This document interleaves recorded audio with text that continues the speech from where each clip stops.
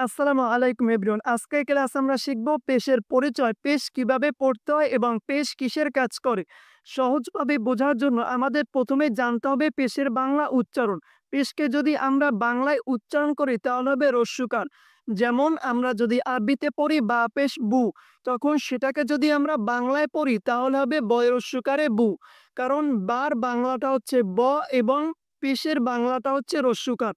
আরবি ২৯টি হরফের ক্ষেত্রে ২৮টি হরফের উচ্চারণ পেশ দিয়ে পড়ার সময় বাংলায় রস্যকারের উচ্চারণের মতো হবে। শুধুমাত্র একটি হরফ বাদে, সেই হরফটি হলো ইয়া। ইয়া হরফটি যদি আমরা পেশ দিয়ে উচ্চারণ করি তাহলে হবে ইয়া পেশ ইউ।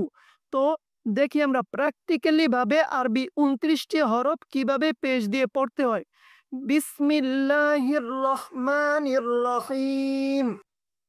বা পেশ বু, ওয়াও পেশ উ, তা পেশ তু, ত পেশ তু, সা পেশ সু, সিন পেশ সু, সদ পেশ সু, শিন পেশ সু, জিম পেশ জু, রাল পেশ জু, ঝা পেশ ঝু, জ পেশ জু, হা পেশ হু, হা পেশ হু, খ পেশ খু, আইন পেশ উ, হামজা পেশ উ, হামজা পেশ উ, ইয়া পেশ ইউ। শুধু এই একটি মাত্র হরফ যেটি উচ্চারণ করার সময় পেশ দিয়ে বাংলায় রস্যকারের উচ্চারণটা হবে না।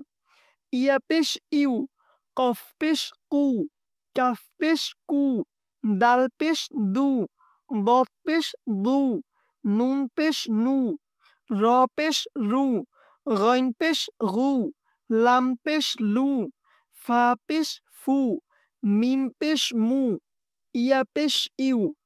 যদি আমাদের ভিডিওটি ভালো লাগে তাহলে অবশ্যই একটি সাবস্ক্রাইব করে দিবেন এবং এই ভিডিওটি শেয়ার করে দিবেন।